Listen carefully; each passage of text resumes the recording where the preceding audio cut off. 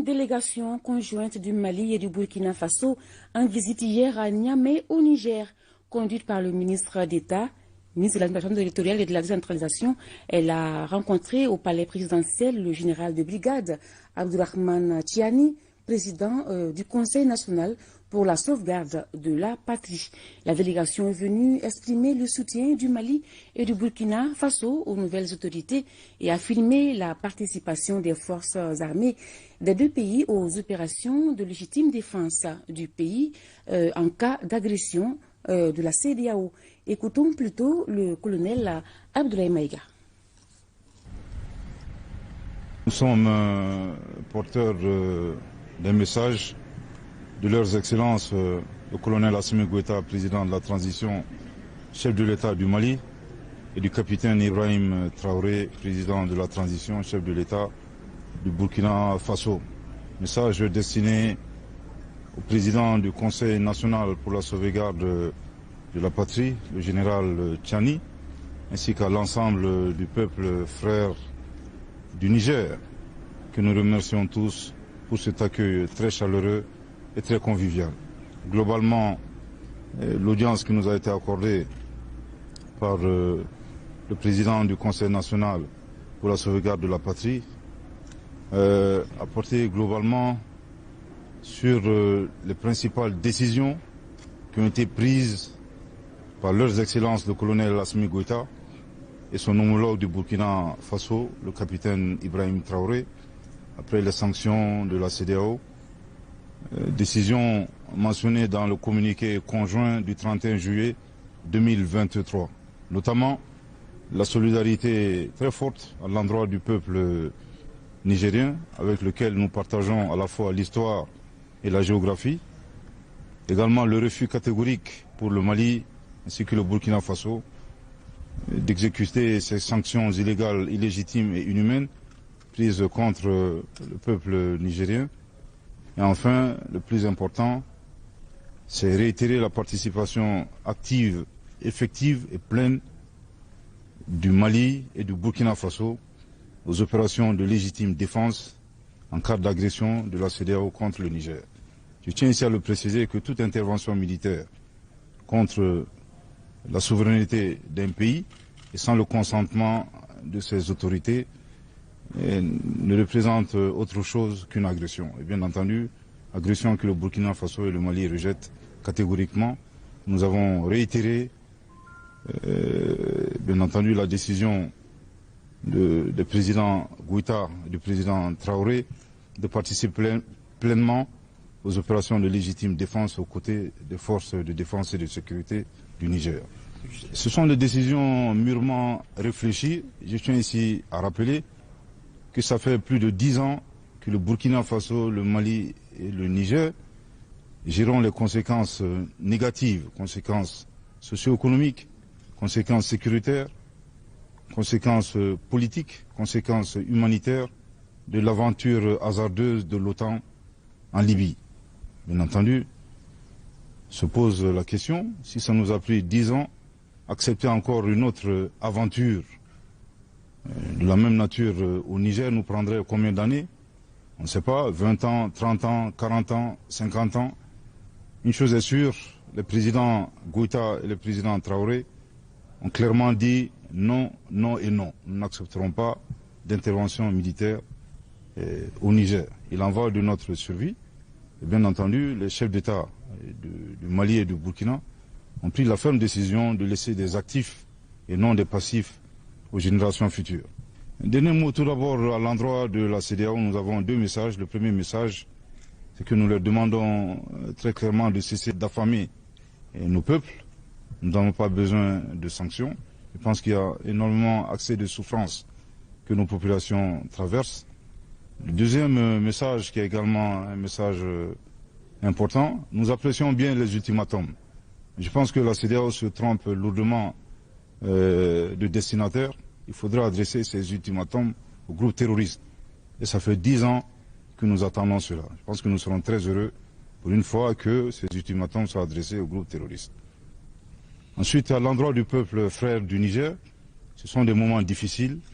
Le Mali et le Burkina Faso ont traversé des épreuves similaires. Nous tenons à leur assurer très fermement de notre soutien et de notre solidarité.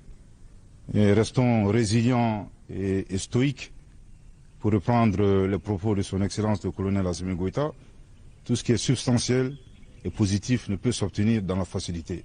S'il plaît à Dieu, nous vaincrons. Et puis, face à la situation politique au Niger, le Mali et le Burkina Faso ont adressé une déclaration commune au Conseil de sécurité des Nations Unies. Bamako et Ouagadougou attirent l'attention sur la volonté de la CEDEAO d'agresser un pays souverain. Extrait de cette déclaration commune lue ici par Olivia Rouamba, chef de la diplomatie burkinabé. Le peuple du Niger a décidé en toute responsabilité et de manière pacifique, sans aucune effusion de sang, de prendre son destin en main et d'assumer devant l'histoire la plénitude de sa souveraineté. Par la suite, l'adhésion des populations nigériennes aux événements survenus n'a cessé de croître, notamment à travers des manifestations pacifiques de soutien aux nouvelles autorités nigériennes. En dépit de cette volonté populaire clairement manifestée, la communauté économique des États de l'Afrique de l'Ouest, CEDEAO, en rupture totale avec la légalité internationale et la légitimité, a fait le choix de privilégier les mesures coercitives, y compris le recours à la force armée contre un pays souverain. Le motif de cette agression, déguisée en intervention militaire, sous le prétexte du rétablissement de la démocratie, cache mal les agendas de puissances étrangères prêtes à aggraver une situation sécuritaire déjà précaire. Du fait, faut-il le rappeler, d'un précédent similaire en 2011 qui a causé l'effondrement de l'État libyen et la déstabilisation de la région du Sahel. À cette date, les responsabilités de cette opération militaire n'ont toujours pas été assumées, tandis que les États du Sahel continuent d'en subir les conséquences néfastes, particulièrement la prolifération des groupes terroristes et leur corollaire de circulation d'armes de toutes sortes dans la région. Aussi, par communiqué numéro 01, en date du 31 juillet 2023, les gouvernements de transition du Burkina Faso et de la République du Mali ont clairement averti des conséquences pour la stabilisation et la stabilité de la sous-région, voire au-delà, d'une intervention militaire contre le Niger, contre le peuple nigérien. En qualité d'État voisin et concerné par la situation d'un pays frère, le Mali et le Burkina Faso réitèrent leur ferme condamnation de toute action militaire de la CEDEAO ou de toute autre force internationale qui violerait ainsi la souveraineté de l'État du Niger. La persistance de l'organisation sous-régionale dans cette approche improductive, voire contre-productive, conduirait à la dislocation de la CEDEAO. Les gouvernements de transition du Burkina Faso et de la République du Mali en appellent à la responsabilité principale du Conseil de sécurité, garant de la paix et de la sécurité internationale, pour empêcher par tous les moyens à sa disposition une action armée contre un État souverain dont l'ampleur des conséquences serait imprévisible. Nous savons pouvoir compter sur la sagesse du Conseil de sécurité pour éviter, outre la dégradation de la situation sécuritaire avec la multiplication et la propagation des groupes terroristes, un drame humanitaire qui s'ajouterait aux difficultés d'une population en attente légitime d'un soutien pour faire face aux nombreux défis auxquels elle est confrontée. Nous réitérons notre attachement à la recherche de solutions par les voies exclusives de la diplomatie et de la négociation, seules à même de garantir la paix et la stabilité du Niger et de la région. Nous vous prions de porter la teneur de la présente à l'attention des membres du Conseil de sécurité et de la publier en tant que document officiel du Conseil de sécurité. Toujours Mali-Burkina Faso, les deux pays ont signé hier 24 accords de coopération à l'issue de la 10e session de la grande commission mixte de coopération entre les deux pays, avec également des fortes recommandations dans une feuille de route qui précise leur mise en œuvre rapide. Le récit de Tamsil Diabaté et Abdoul Salam Bambara.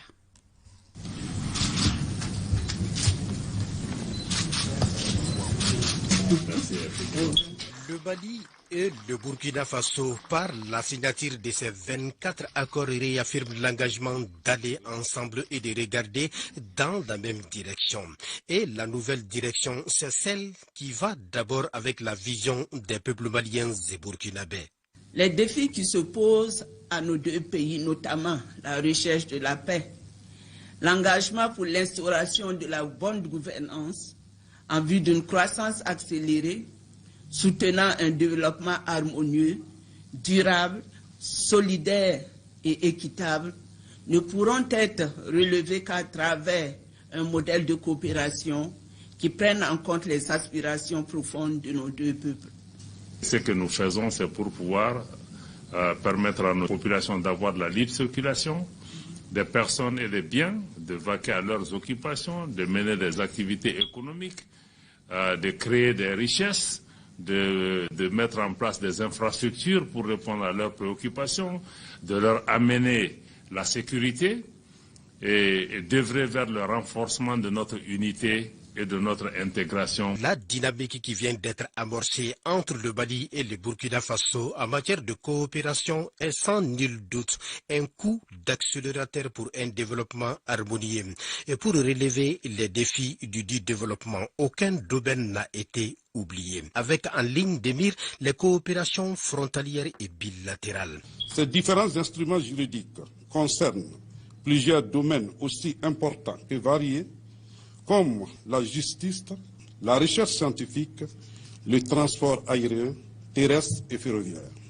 Dans la consolidation du bon voisinage, tout est prioritaire, mais le plus urgent est et demeure la sécurité des personnes et de leurs biens. Et une première réunion se tiendra le dernier trimestre 2023.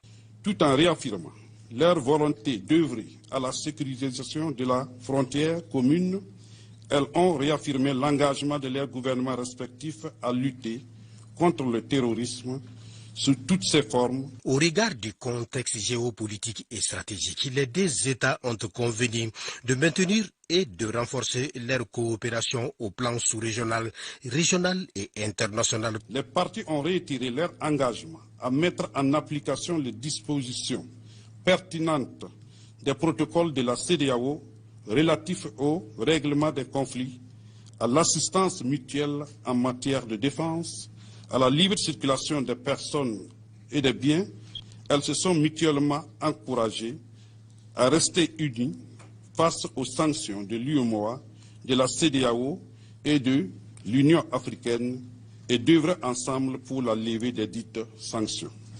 À l'issue de 3 jours de travaux de la grande commission mixte de coopération Mali-Burkina, les experts maliens et burkinabés ont fait des recommandations, parmi lesquelles la tenue de la 11e session de la grande commission mixte de coopération Mali-Burkina à Ouagadougou en 2025, la mise en place d'un comité bilatéral stratégique qui se réunira tous les 6 mois. Bref, dans une perspective de coopération entre les deux pays, un traité d'amitié et de coopération est prévu au sommet des chefs d'État et de gouvernement du Burkina Faso et du Mali. Ce sommet se tiendra chaque année alternativement dans les deux pays. À l'issue des travaux de la 10e session de la Grande Commission mixte de coopération Mali-Burkina, le ministre des Affaires étrangères de la coopération internationale a offert un dîner à son homologue du Burkina Faso et sa délégation. Occasion pour les ministres maliens et burkinabés de rappeler les liens sécuritaires et de fraternité qui ont toujours existé entre les deux peuples. Reportage Ibrahim Kaou Konaté et Adama Kamara. Cette soirée dînatoire est le couronnement des travaux de la grande commission mixte de coopération entre le Mali et le Burkina Faso. L'occasion a été saisie par les ministres maliens et burkinabés de rappeler les liens séculaires et de fraternité entre les deux peuples. J'ai bon espoir que les résultats de la 10e session de la grande commission mixte de coopération qui vient de s'achever permettront d'augmenter considérablement le volume de nos échanges économiques, commerciaux, j'allais même dire de nos échanges humains, et pourquoi pas en mutualisant nos efforts et en exploitant les avantages comparatifs de chaque pays.